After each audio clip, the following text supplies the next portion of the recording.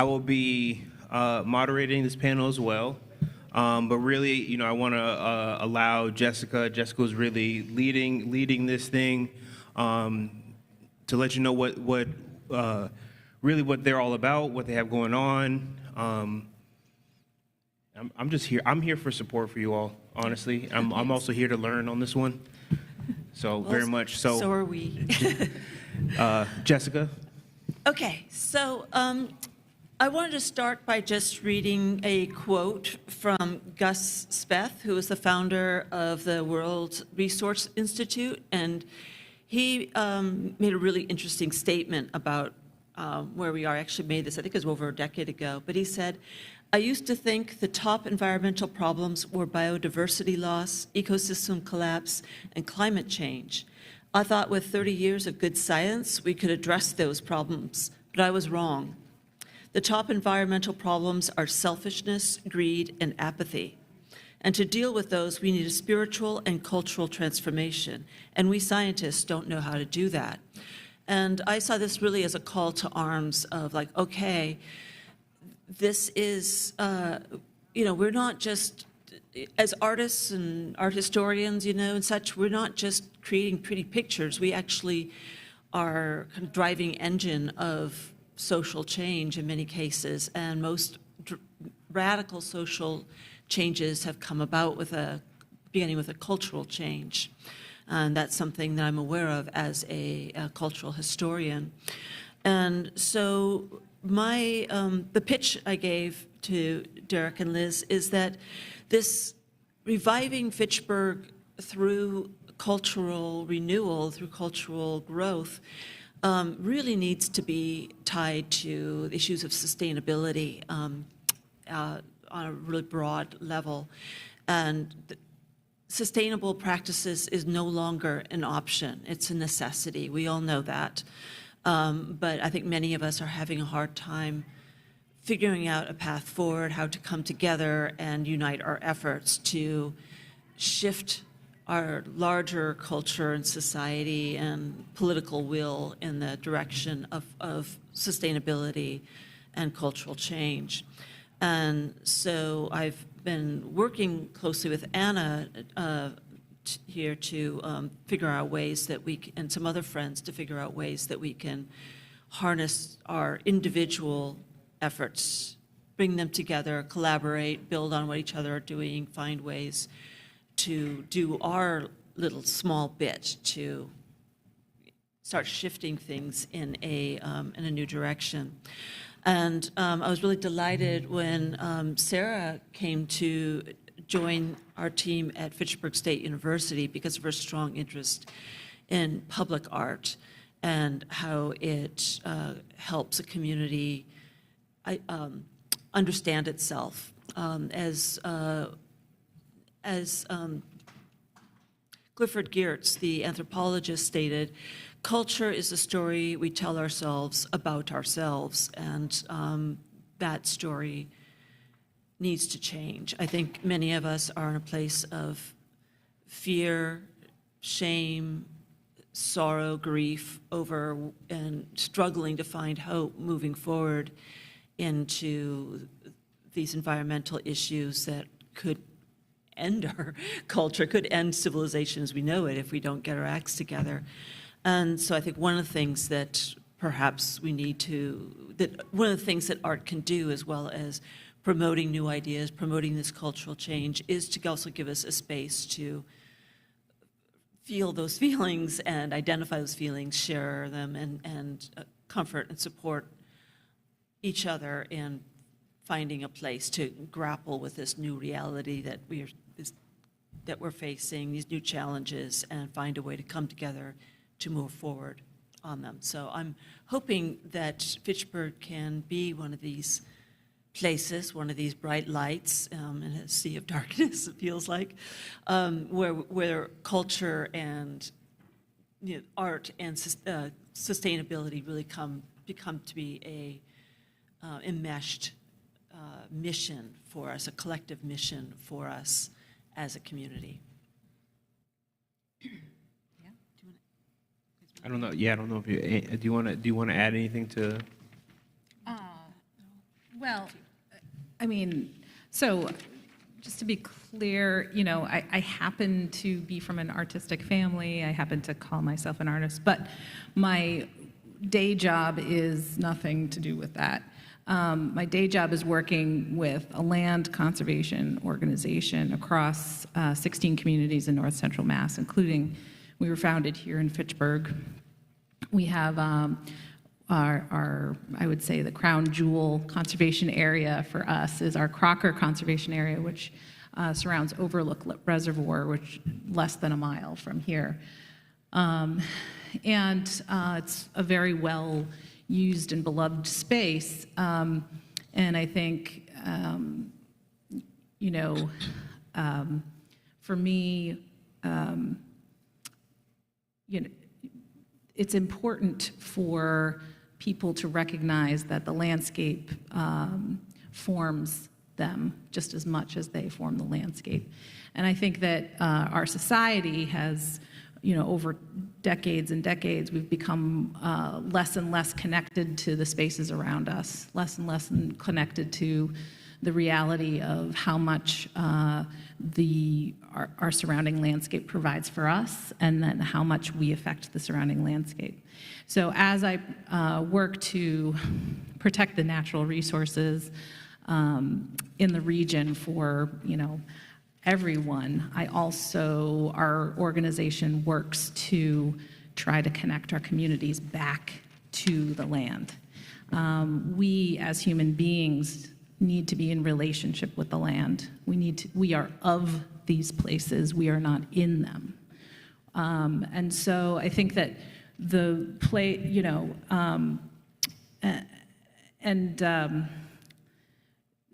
I think, you know, the word sustainability, we were just using it in the last panel to talk about sort of economic sustainability and, you know, sustainability of our organizations from a financial standpoint, but that also, you know, that our sustainable communities, you know, they look like the communities that we want to live in, and we need to make those communities, right?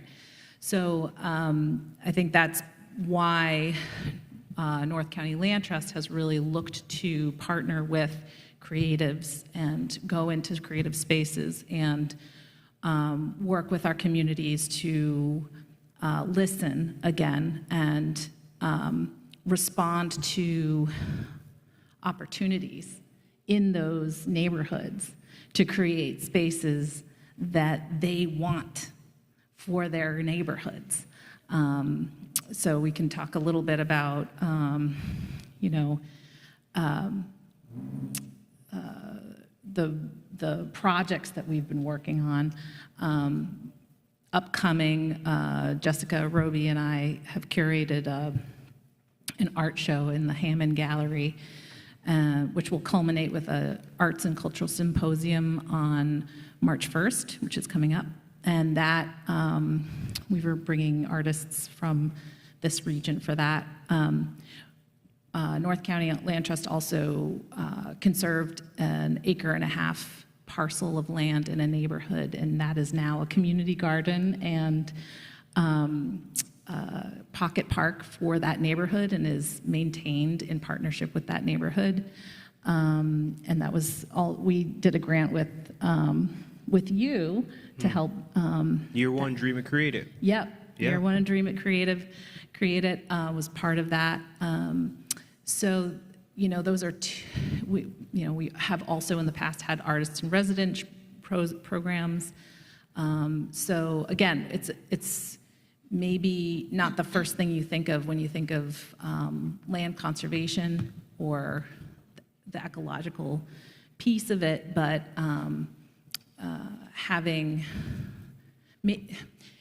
allowing for people to connect to space through creative means is super important, and one that will create a healthier, more sustainable community. So anyway, I'll end on that because I've dominated the airspace here, but maybe you want to talk a little bit about what you do, which is amazing. Okay, hi. I am, by training, a medieval art historian. When I came to Fitchburg to teach at Fitchburg State, I also thought about how can I make a course that's relevant to students today. So in addition to teaching a whole slew of courses on very ancient things, I also developed a public art course because there's so much happening here. I'm seeing Shara Osgood in the audience who created like half the murals within striking distance of where we are. And there's so many other murals nearby, not only in Fitchburg, but between here and Boston on hiking trails and walking trails and the Andres Art Center. There's a lot of very accessible work that our students can see. So it's been really nice to have field trips which involve walking outside on days where we have good weather. Abolitionist Park is literally on the campus. And it's also been nice to have artists come in to my classroom. So this is my plug, any artists who ever want to come talk to my class. Because it helps my students learn a lot of things that they wouldn't have thought about in terms of the process of making art. Thank you. So my first question, it kind of, just continuation of, speaking on what you all are working on. Each of you, you kind of pointed to a specific project or a specific thing within public art or within a public space that spoke to you. Which one is most memorable, and what was unexpected that emerged from that activation of that public space, whether it's a mural, the pocket park. I talk about the Quarry Lane Pocket Park to this day. It's if you haven't, it's by the Busy Bee preschool. There's a garden, a little place for the kids to walk around. Parents can bring their kids, read a book. It's nice. I can't believe they took a little vacant land and made a little pocket park in the neighborhood. That's, green space. Come on. All right. Sorry. But Anna, do you want to start? Yeah. Well, yeah. I mean, so I have to say that if anybody knows the director and owner of Busy Bees Preschool, it's Maria Polino. Yes, applause is very well. Yeah, so she is amazing, and the whole vision for that park was hers, but she just needed partners to help her do it. I think what was great about that project was the land was the last undeveloped house lot in a subdivision that a developer had put in at the end of Harigari Street, Quarry Lane. And the developer was keen on getting that house lot developed. The issue was that the shape of the lot basically was the skinny strip between the playground and the next house, and then the house would have been right behind the playground on Rollstone Hill. What had happened over the years, and Busy Bees Preschools has been there for over 50 years,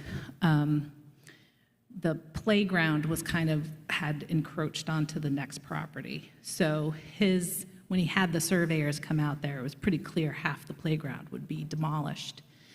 Busy Bees Preschool is bilingual. They represent about 15 different nationalities there. It's run like a family. So you go in there, there's a kitchen, they make food every day. The kids, it's like you're just like one of her children going in there. So when she saw the stakes go in there, and the developer was not moved by her entreaties of, you can't bulldoze my playground.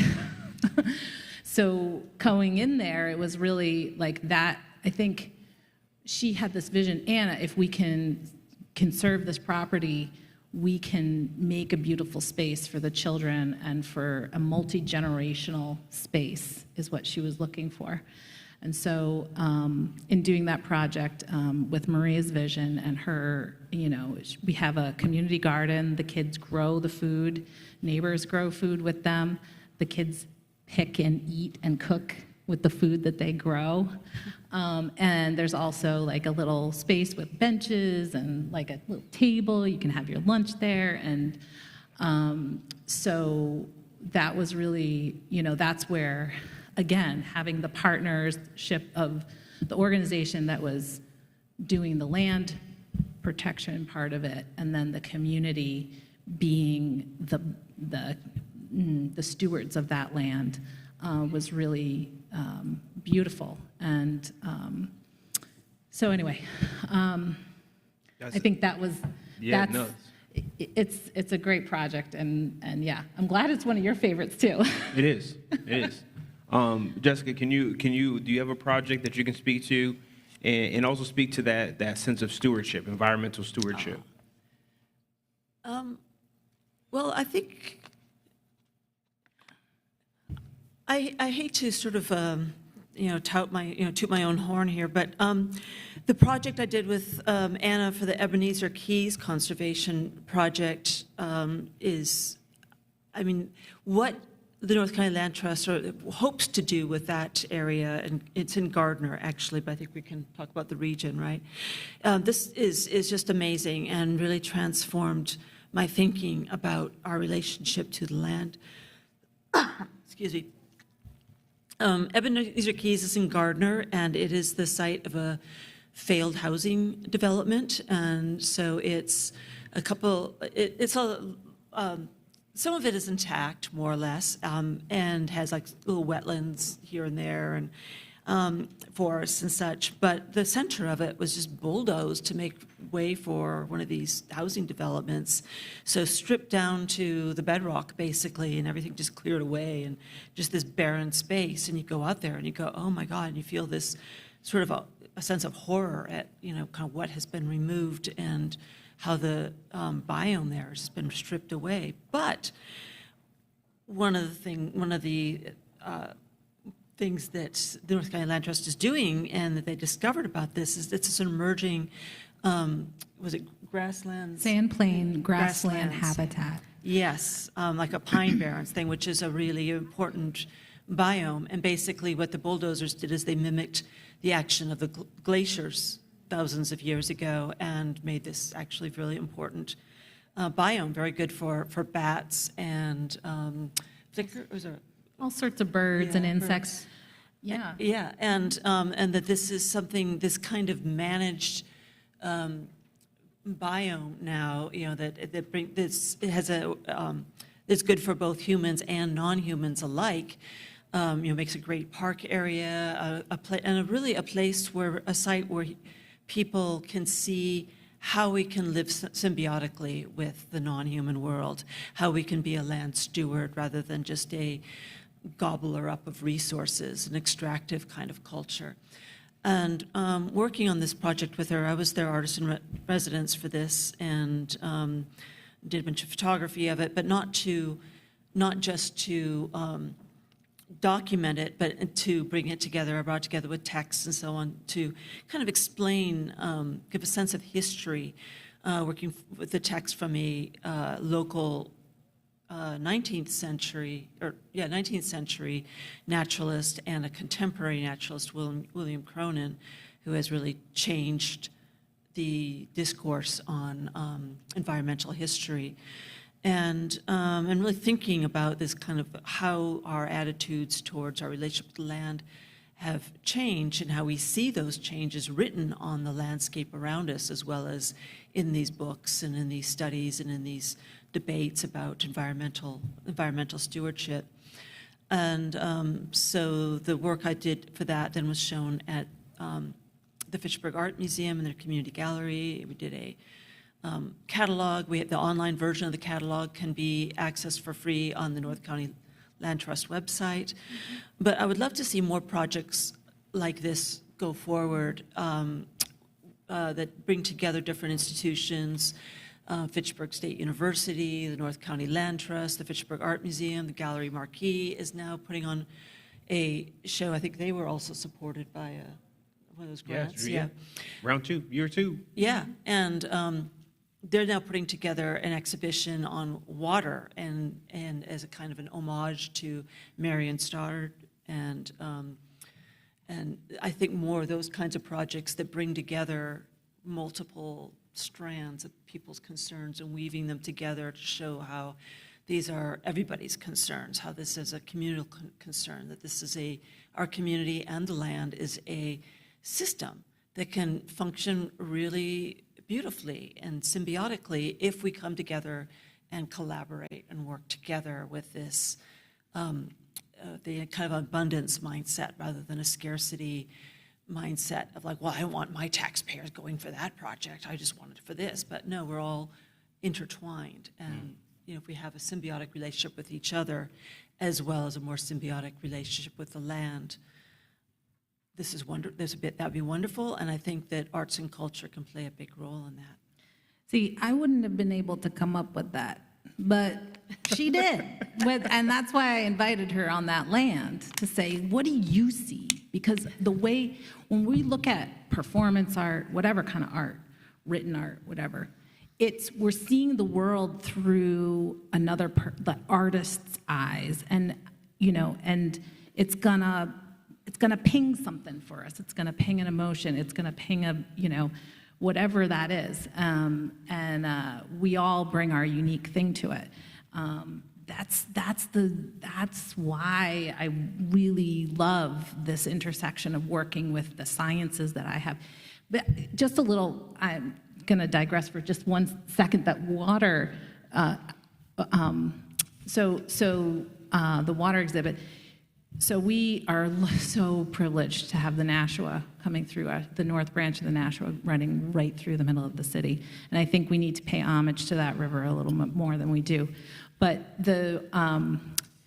it is part of the main tributary to the Merrimack, as you all know. The Merrimack, it supplies drinking water for 3 communities and is the most imperiled drinking water supply in the region in the Northeast. So how we're treating our waters here affects the lives of people downstream from us. And that's something that we need to understand, and we need to celebrate a little bit more about how this bloodline of water connects us to our friends, all the way up to the North Shore, who were here earlier, And this is what art can do, is to make those kinds of connections and relationships clear and meaningful to a broader audience. Yeah. I was going to pass it to Sarah. Yeah. Maybe expound on that. You brought up Marion Stoddard, so I wanted to ask, Sarah, like, have you come across,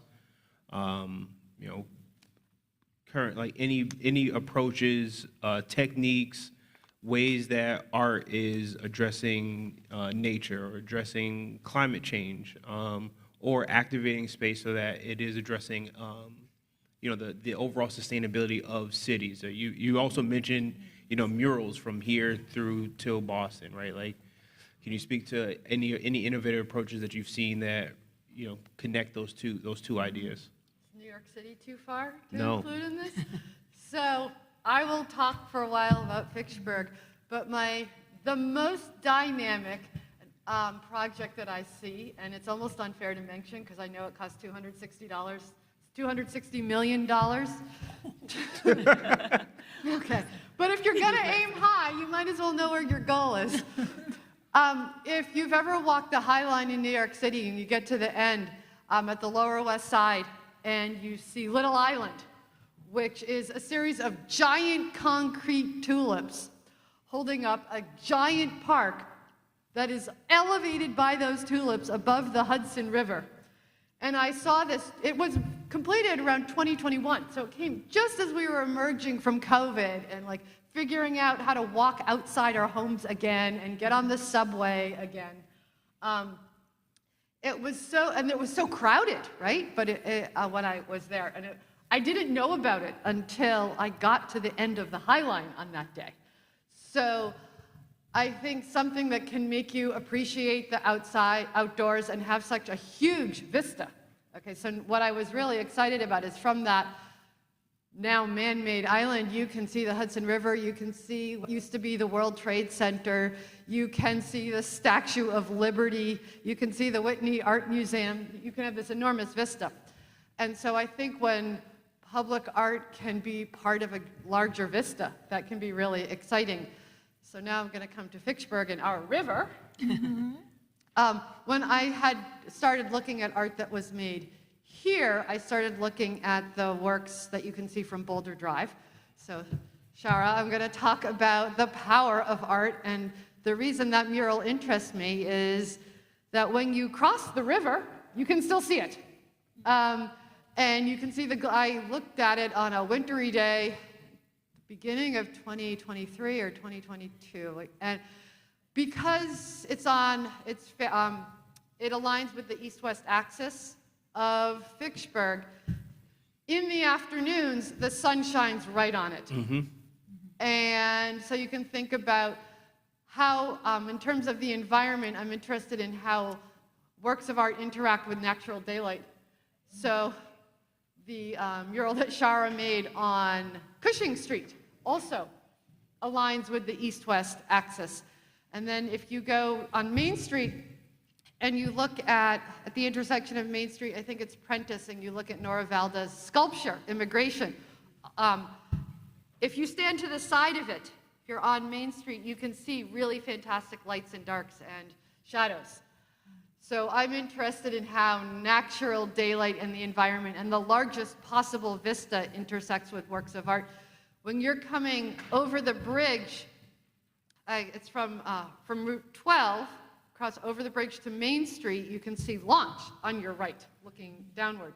So I'm interested in how large murals interact with the environment around it. So which is great, and I don't any of you can answer this. So murals oftentimes they're not always permanent. Some structures can be permanent, right? Public art, some structures are meant to be permanent. But also when it comes to conservation in nature and preserving space, a lot of the things that are presented are permanent. And that can come with challenges, getting agreeance to do certain things.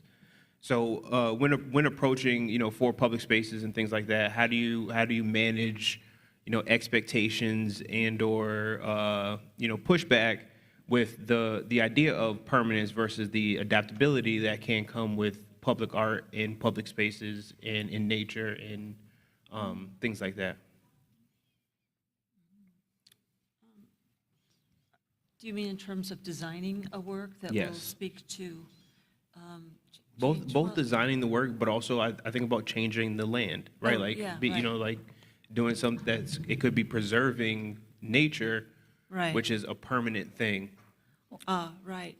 When you were asking about what work really impacted me, the other project I was just thinking of, which isn't like anything new, but I happened to see it and it really struck a chord with me. My mother now lives in Greenfield, so I go out there periodically and visit her. And I noticed the last time I went there, I hadn't been there for that part of town for a little while, but right downtown, there's like a little alleyway off the main street, and what had been just a parking lot, they had taken a part of it, and they had turned it into a pollinator garden, and they explained what it was, and they explained the plants, and they explained how they related. And it was right outside where, the Mexican restaurant with tables outside where you could eat and such, and it made the space much more vibrant and meaningful. And I realized part of what was, I'd been in that space before and thought it was a cute little alley, with this cute little Mexican restaurant, but now it just somehow felt so much more. Now that we had this pollinator garden with this information, I realized one of the things we're starved for, I think, is a sense of nature not just as a, nice little row of marigolds kind of thing, but nature as a system, as a biome. And I think this is a really important aspect of these pocket parks and of giving us a sense of and I don't think I'm totally addressing your question this way, but a sense of this kind of eternal connection of nature, that it's not just about one garden, it's about this whole living system, which we hope will be permanent, but might not be if we destroy these biomes and such, and lose our the biodiversity and lose loss of habitat. But by creating, and there's actually an organization called Homegrown National Park that is urging that people do more of these like pocket parks or a corner of a parking lot given over to pollinator gardens and things like this, and basically creating these wild biomes within the city. And I think it speaks to a deep emotional need that we have, and I think that kind of connection. For me, it gives, well, that feeling just being out in nature, but even having nature brought into the city, it gives me a sense of like, we will all die, our civilizations will collapse, everything will change, but nature in one form or another will change, adapt, survive, outlive us all. Even if we do manage to destroy it, it will still come back. It's come back before, it'll come back again. We're the thing, and our buildings are the things that are not going to last ultimately. But these cycles of nature and just life in general and the network that it creates will continue. So I think there's a kind of a sense of the eternal and of permanence and of being a part of a larger network, and something very sacred about that, I think. And I just really felt it at that moment. I saw how that garden had activated that space and just brought this sense of joy to everybody who came there, and I could really see it in people's faces. Just people were really happy to hang out there in a way they had not been before. Right. Sarah, Anna, I don't know if you want to continue. Yeah. Well, in response to your question, it's interesting because the concept of conservation land is kind of, it is a social construct. It only exists because we all agree that we need to conserve land, and we need to have places where that are off limits to some of our ideas about where a shopping mall should go, or where a horse racetrack, for example, should go.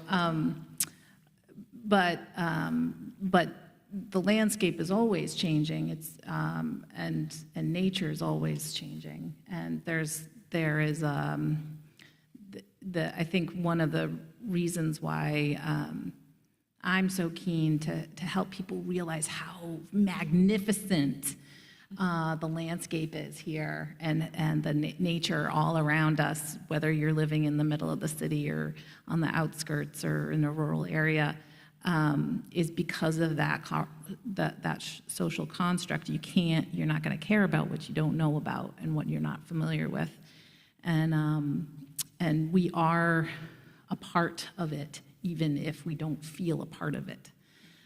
So that's, and we long to be a part of it. well, certainly, I do have friends who look at me crosswise when I say that I like camping and hiking, because there are some people who that's not their jam. But,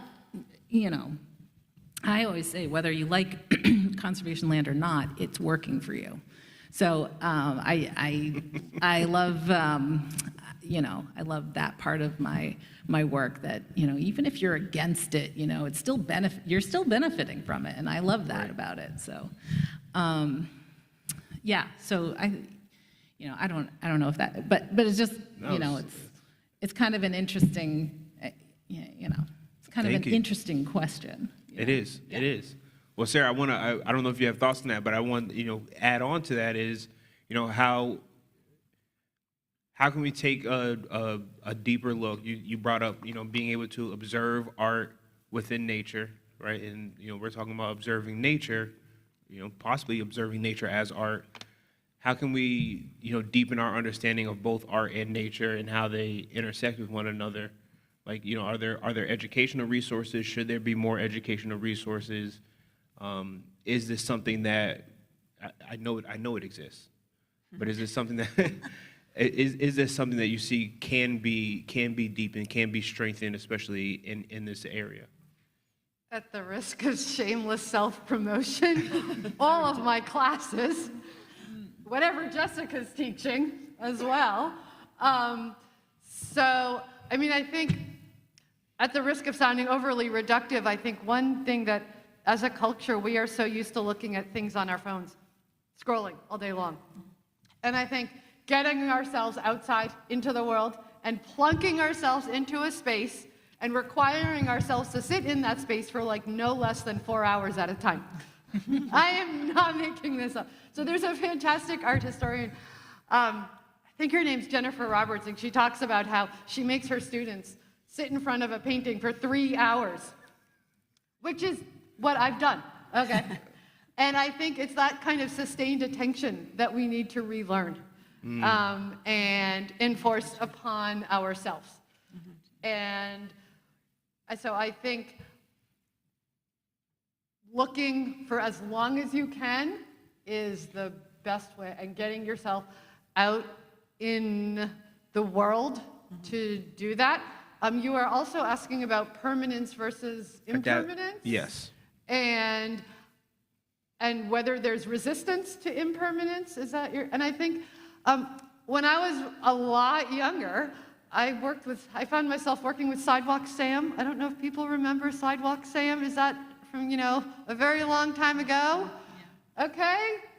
Chalk on sidewalks, paint on sidewalks. There was a project he did in front of Boston City Hall, painting a giant dog for the MSPCA. We were okay with impermanence. Shara Osgood works on the Chalk Festival, right? And I had students making chalk drawings. So I think we're okay with impermanence because in some ways it feels more accessible. Yeah. See, the segues are just going. See? We're vibing up here. Yes, we are. Vibing, yeah. All right, so I have just one kind of last question, and then but it is on accessibility, and it was really for all of you.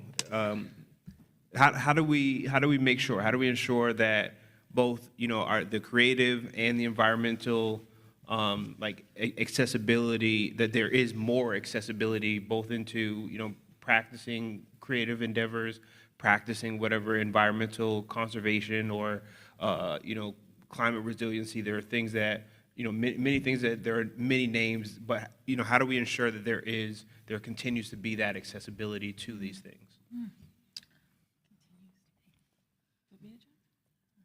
I can start. Accessibility. I think making things affordable, like the Fitchburg Art Museum is free to all of my students. So I think, but I think another way of accessibility is there's a lot of people out there who don't naturally think about art and don't naturally go and look at art. And I think bringing artists to people who don't naturally look and think about art can make it seem accessible. So for example, when artists and curators came to my classroom and literally invited students to come look at their work, that was huge. Okay, for example, I know Nick Capasso spoke last night, and when he was in my classroom, and one-on-one, when he said to a student, come to the museum, that's what they needed. That sort of meeting people who make this stuff or who are involved in the production or even the economics of it or the government of it, connecting with people who are in any way involved really helps, and hearing from them.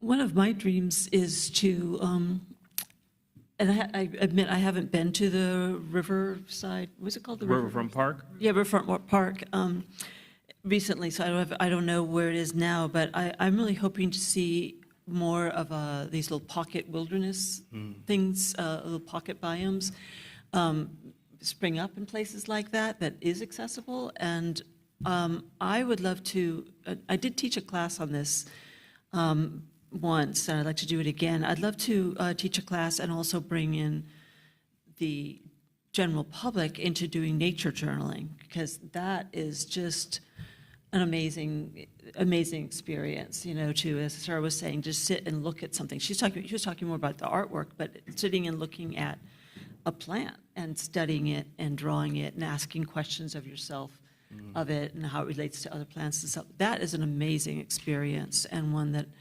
I think can really change people's view of the natural world and really connect them to it in a way they haven't before. I mean, I thought that I had a good connection with the natural world running around photographing it all the time, but it wasn't until I started nature journaling that I was like, wow, this is an entirely different experience and way of experiencing the land. And I'd love to have like public classes, like bring kids in to do those sort of nature journaling classes. We do teach the alpha classes through Fitchburg State, and I'd love to do an alpha class in that.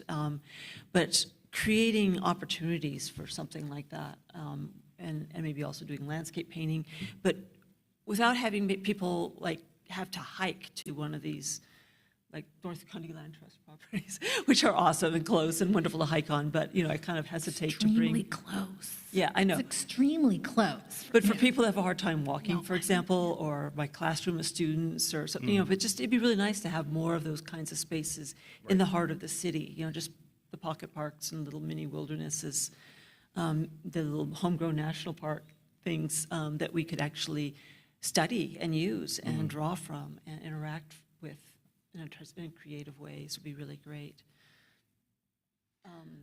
Yeah. I think also, you know, just to piggyback on what both Sarah and Jessica have said, the accessibility, you know, again, that word means different things to different people.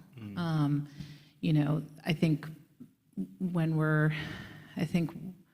so just have to look at where the barriers are, right? And who are you seeing observing art, observing nature out in it, whatever? Who are you not seeing? Who's not at the table? Why? And, you know, I think for the conservation community for a long time, I mean, is fraught with just being unfriendly to a lot of people. To say, you can't go on this land. This land is not for you unless you look like this or unless you do this kind of thing, right? And so I think, you know, there's you know, inviting people to make the places and the spaces that they want to see, you know, that they feel comfortable and that they can, you know, participate in. It's one of in our strategic plan, we steward a lot of land. In our strategic plan, it says, make the community a key part of our stewardship plan. So the community members need to be involved when we're talking about how are we stewarding this land. When, you know, inviting people, like, break down the barrier. It's not scary. You know, there's a community here where, you know, where you don't have to feel like I don't belong. But then there's also, you know, mobility access. There's also, you know, visually impaired people. That's you know. me. Yeah, exactly. So you have to like think about like what makes a space more accessible to you, what makes something, you know, and that I think that's the dialogue that we want to keep having, is like, why are you not, you know, on the trails, and like, what could we do to make them so that you can feel that connection that we want everybody to have. Right. Yeah, no, that was, I'll just say, I'm going to see if we have any questions, but, you know, to the point, the Alpha Group, we do have a, you know, there's walks. Peter Capadagli does the Boulder the Boulder Rock Walk. And then you mentioned Riverfront Park, and Riverfront Park, you know, recently, as of, you know, from downtown, has been a home, you know, a venue of sorts, you know, being more activated, seeing community members show up on their off days to clean invasive plants and things like that, right? So you're seeing more people who are environmental stewards connecting with the art stewards, connecting with organized stewards, and then now we're getting a lot of these projects, completed. Briefly before I, let the panelists go, I want to see if we have questions. I already seen a hand. Wait, did I see? I did. Yes. Couple. I did. Joe's on his way. Hal, stop moving. Hold on, Hal. Hold on, Hal. Yep, okay. Also, you have Gateway Park Yeah. Yep. at beyond, but on Upper Main Street, just past River Street, you've got some sides of the roads that have been covered with watershed areas, and Chestnut Street. It's all relatively new. Earth Day over at Riverfront Park is a cleanup day for that. And we got to find something to do with the Japanese knotweed that you can't do Roundup on, Yeah. because it doesn't like Roundup, but nobody else does either. So that's all future stuff to go on. And So a Japanese knotweave basket weaving workshop? because I work at Viola Fitchburg Tire, which is right opposite Riverfront Park, and that's the Japanese knotweed is very hard to keep up with. Oh, it's, yeah. Yeah. I mean, we could get into the nitty gritty on the actual actions of how we take care of our land. But I think that the fact that you're a local who knows what Japanese knotweed is the first step, right? You have both the Japanese knotweed and the bittersweet. Yeah, oh, They God. don't usually happen together. And they are both thankful to a British botanist that brought them back from the Far East to England, and then they came over here. Look at you. This is, And kudzu. can I, so do you want to volunteer for North County Land Trust? We have trail teams every other Thursday. And Well, if you watch the FATV special on the Rock Walk, I'm in there. Yeah. I've been up there Nice. many times. and- Yeah. Awesome. Thank you, Hal. Yep. I think we had another question in the. More. Two more questions. Two more more. questions. There could be more. I don't know. 2 right now.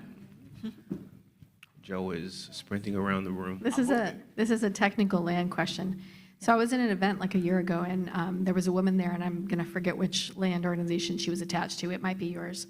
And she was just saying that there was a piece of land in Ashburnham, I'm not sure which town, that was wanted for conservation because there's a certain pathway of animal traffic that happens, and you guys were trying to connect all these areas.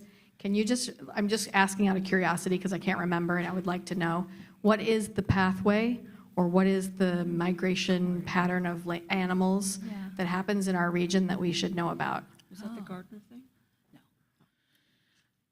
Well, I think in general, so Fitchburg is blessed with water and watershed lands. So the Fitchburg's northern watershed lands connects to a larger matrix of conserved property in Ashby and Ashburnham, which goes almost continuously up to New Hampshire. And so it's not, the state has mapped it as critical natural landscape. And basically what that means is that it's a large enough block of contiguous protected land that can actually accommodate larger mammal movements. And so that's why you do see moose around here sometimes. And there's other species that need larger ranges. And so that's basically what they're talking about is like if those unprotected pieces of land that right now they're undeveloped in the critters, because critters don't care about property lines or it's like, so they're just doing their thing. If that piece of land that's unprotected does go to development or there's a solar field that gets put onto it, it's going to interrupt that ability for them to flow in that way, and they'll have to, make accommodations. I mean, so. Is there any way to accommodate, there's been a lot of bobcat sightings? Yeah. Yeah, there's, so bobcats, fisher. Also, when I went to, so I'm, okay, so I'm middle-aged, but 25-ish, 25 years ago, when I was in college, fisher were a northern woodland species, and now they're down here. They were, in the textbooks, it was like super reclusive, you're never going to see them. I was living outside of Boston, and I had fisher in my yard. The bear populations are up. So we're, nature is very resilient and adaptive. And obviously so we're going to start to see more and more species that were extirpated or hunted to near or, near extinction or completely, like the wild turkey when I was growing up, you never saw wild turkeys. Yeah. But they've been brought back, and now there's a healthy population of them. So, And we were blessed to see when we were driving to to Kirby, and then I almost drove over a pair of bald eagles that were a couple that were like playing in the road, but came up in front of us, like swooping and darting about. That was amazing.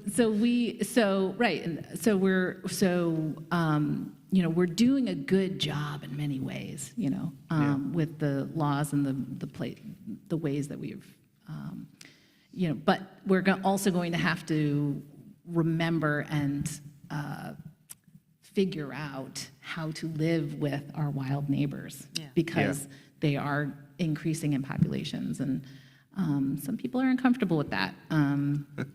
I think it's cool, but And I think this is something that would be very cool to add to the downtown is more bobcats. Bobcats.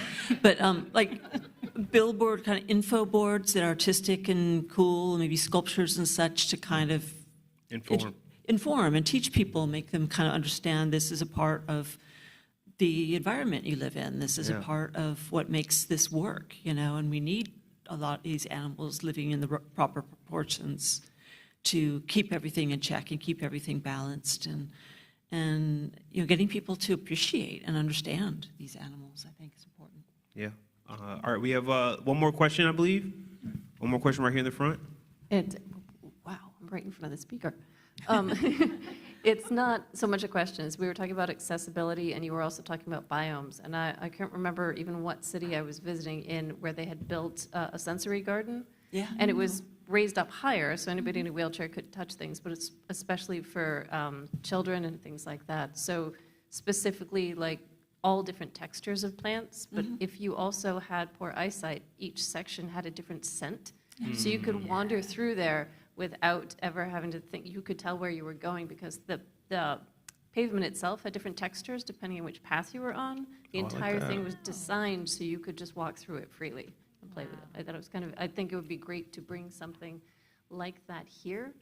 And I know somebody who might actually be able to help us figure out how to build it, who's at MIT. So if somebody wants to talk to me later, I'm going to throw you somebody else's name.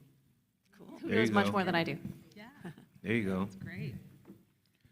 All right, go ahead. That sounds like it would be great along the bike path. Yes. I think that the opportunities for public art around here are phenomenal, especially, along the Twin Cities Rail Trail. I mean, connecting the two communities through art. Wayfinding signs. Oh, yeah. We need wayfinding signs. Yeah. You have a call? Yes. Okay, yes. You can raise your hand and get the mic. Well, Get the mic. actually, let me just.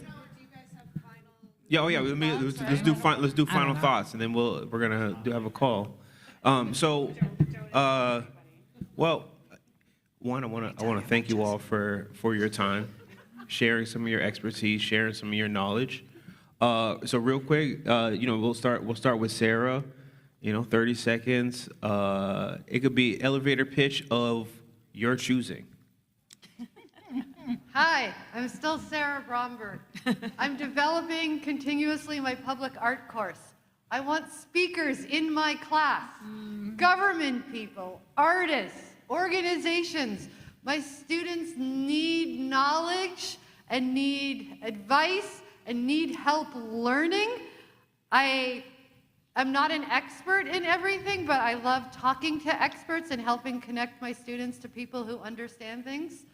So anyone who wants to come talk to my class, please find a way to communicate with me. I'm on Instagram as Sarah Bromberg Fichberg. That's great. I guess I would just say if you're an artist who's interested in collaborating with the Land Trust to do a public art piece or, have ideas about a workshop or something on the trail, reach out to us. That would be great. And also, I guess, there's so much going on. There's so much going on in Fitchburg. I just love it. And my hat's off to all of you in the room. Like, really, you're all inspirational to me. So, I wanted to also plug for the symposium that Anna mentioned, but I just want to say that the symposium actually is exactly the kind of thing that we're talking about here, and that it's a collaboration between Fitchburg State and North County Land Trust and these artists who are bringing together, their work is up now in the Hammond Gallery at Fitchburg State University. go see that show. It's amazing. It's a really great show. And the symposium will feature the three artists speaking about their work and the strategies. The show is called On the Edge, Nature and Art in a Time of Crisis. And it's about these issues of environmental degradation and climate change that we've been talking about, and of our history in the land. And it's interdisciplinary. It features not only the visual artist, but also Ben Cosgrove, the musician and composer, and they're all local and such. And also for the symposium, we're bringing up Brian Lee Young, who was one of the advisors on the Mother Nature project that one of our artists, Carl Stevens, worked on with Jamie Lee Curtis. And Brian is a member of the Navajo Nation. He served as the cultural consultant on this and bringing in the indigenous mythology, Navajo mythology, and the indigenous perspective on these issues. So it should be a really interesting discussion, and it's exactly the kinds of events that I think that we're talking about here, kind of making Fitchburg a cultural center. And the public is invited. It's free. Will be a nice reception afterwards with good food. The symposium is 1 to 3. The reception's from 3 to 5. We ask that you register for it. Go onto the North County Land Trust page under, was it events? Events. Yeah, events, and it'll pop up on there, the symposium. And we really hope we'll see some of you there. March 1st. March 1st, next Saturday. Oh, and today officially is the last day to register, but we're going to leave the page up. Yeah, so, but if you could possibly register by the end of the weekend, that'd be great, so we know how much food and how many programs to have. Boom. Register now. Yeah. Register now. All right, well, thank you to our panelists, Sarah, Anna, and Jessica. Can we give them a round of applause? And thank you, everybody, for all the great work you're doing. And before people